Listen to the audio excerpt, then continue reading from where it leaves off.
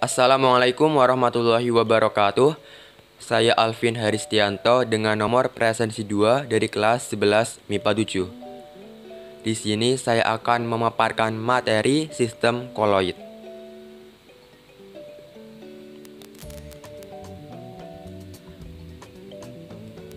Berikut adalah daftar isi mengenai materi yang akan saya paparkan. Nomor 1 ialah pengertian koloid, kemudian perbedaan koloid, suspensi dan larutan, contoh koloid, suspensi dan larutan, jenis-jenis sistem koloid. Pengertian koloid. Koloid berasal dari bahasa Yunani yaitu kola yang bermakna lem. Hal ini dikarenakan koloid mempunyai sifat berdifusi yang rendah seperti lem. Koloid juga termasuk campuran heterogen, yaitu campuran yang tersusun atas dua atau lebih zat, di mana zat tersebut dapat dibedakan. Akan tetapi pada koloid ini, membedakan zat-zat tersebut sangatlah sulit, harus menggunakan mikroskop ultra. Sehingga dapat diambil kesimpulan bahwa koloid adalah campuran heterogen yang sukar berdifusi. Sistem koloid. Terdapat 3 aspek yang dapat kita pelajari di dalam sistem koloid. Yang pertama ialah penyusun. Penyusun sistem koloid ialah zat terdispersi dan medium dispersi. Zat terdispersi adalah zat yang mengalami penyebaran secara merata dalam suatu zat lain. Sementara pada medium pendispersi ialah zat yang menyebabkan terjadinya penyebaran secara merata. Pada sistem koloid, ukuran partikel zat yang terdispersi ialah 1 hingga 100 nanometer. Dan pada bentuk fisiknya, sistem koloid sekilas tampak seperti homogen secara kasat mata. Akan tetapi sebenarnya, sistem koloid merupakan campuran heterogen jika menggunakan mikroskop ultra. Perbedaan koloid, suspensi, dan larutan. Berikut adalah tabel perbedaan koloid, suspensi, dan larutan. Terdapat 6 kriteria. Yang pertama ialah sifat campuran, fase, ukuran partikel, kestabilan, metode pemisahan, dan termasuk contohnya.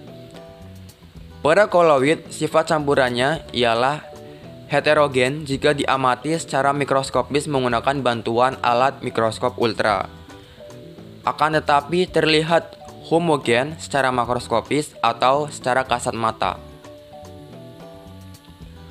Berbeda dengan suspensi, yang mana sifat campurannya benar-benar heterogen, dan larutan yang benar-benar homogen. Hal inilah yang menyebabkan koloid juga termasuk intermediate antara heterogen dan homogen. Pada koloid mempunyai 2 fase, termasuk suspensi juga 2 fase, akan tetapi pada larutan hanya mempunyai 1 fase. Ukuran partikel pada koloid berkisar antara 1 hingga 100 nanometer, sementara pada suspensi mempunyai ukuran yang lebih besar, yaitu lebih dari 100 nanometer, sementara pada larutan ukurannya sangat kecil, di mana kurang dari 1 nanometer. Pada koloid dan larutan mempunyai sifat yang stabil, berbeda dengan suspensi, tidak stabil. Hal ini dapat kita amati pada saat kita menyeduh kopi, di mana bubuk atau serbuk kopi tersebut akan mengendap lama-kelamaan. Kemudian metode pemisahannya menggunakan penyaringan ultra pada koloid, sementara pada suspensi bisa menggunakan penyaringan biasa. Dan pada larutan, campurannya tidak dapat disaring sama sekali. Berikut adalah contoh dari koloid, salah satunya ialah santan, pada suspensi ialah air kopi, dan pada larutan ialah air gula. Jenis-jenis sistem koloid.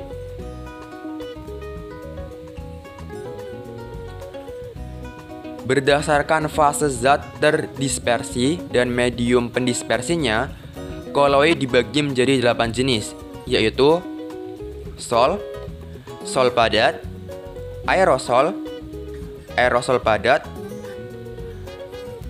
emulsi, emulsi padat, buih atau busa, buih padat atau busa padat. Yang pertama kita akan mempelajari sol.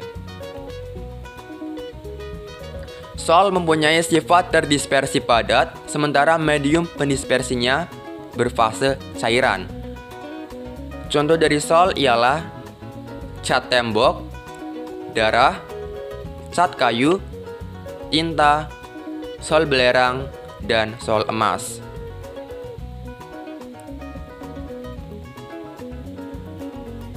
Pada cat tembok terdiri dari banyak jenis padatan, diantaranya kalsium karbonat atau CaCO3, kaolin, dan lain sebagainya.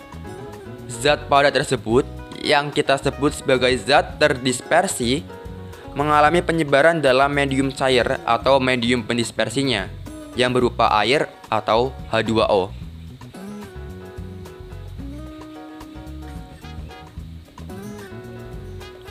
Yang kedua ialah sol padat. Sol padat tersusun atas zat terdispersi berupa padatan, termasuk juga medium pendispersinya, yaitu padatan. Contoh dari sol padat ialah berlian, perunggu, kaca berwarna, emerald atau zamrud, baja, kuningan, dan permata. Contoh dari batuan permata ialah batuan rubi.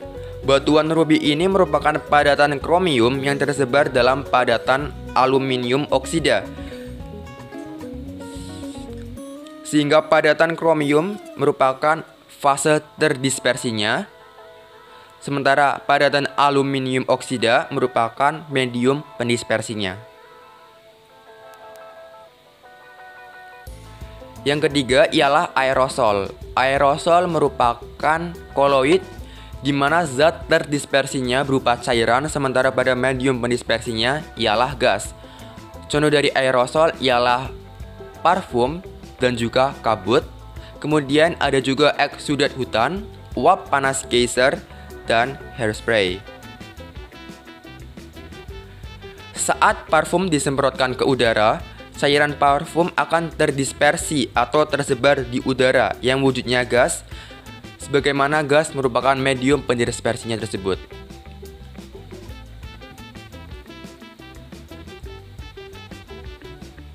Yang keempat ialah aerosol padat, di mana aerosol padat merupakan koloid yang terdiri dari zat terdispersi padatan dan medium pendispersi berupa gas.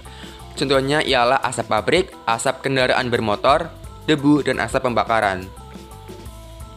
Pada asap kendaraan mengandung padatan berupa timbal, karbon, karbon monoksida, dan lain sebagainya yang merupakan hasil pembakaran tidak sempurna dari mesin.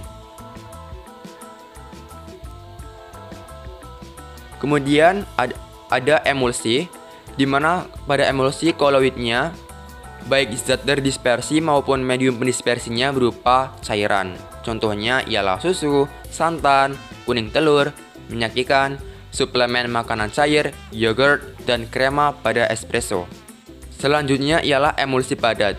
Pada emulsi padat, zat terdispersinya berupa cairan, sementara pada medium pendispersinya ialah padatan.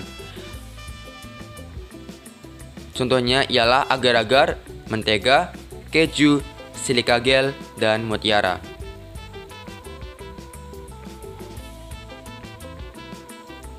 Selanjutnya ialah busi atau yang dapat dikenal sebagai busa. Buih atau busa merupakan koloid di mana zat terdispersinya berupa gas, sementara medium pendispersinya ialah cairan. Contoh: whipped cream, gelembung sabun, busa pemadam kebakaran, dan krim cukur. Pada buih sabun, udara yang merupakan zat terdispersi terjebak di dalam larutan sabun yang berupa cairan sebagai medium pendispersi. Hal ini terjadi karena molekul sabun yang saling tarik-menarik membentuk jaring atau lapisan yang dapat menjebak udara, sehingga membentuk gelembung-gelembung bening berisi udara.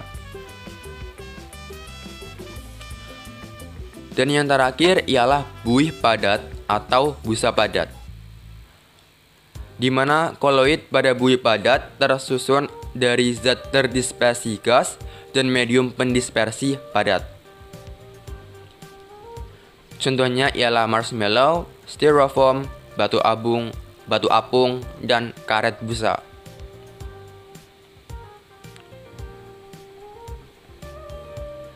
Sekian dan terima kasih. Mohon maaf apabila ada kesalahan dalam penyampaian. Wassalamualaikum warahmatullahi wabarakatuh.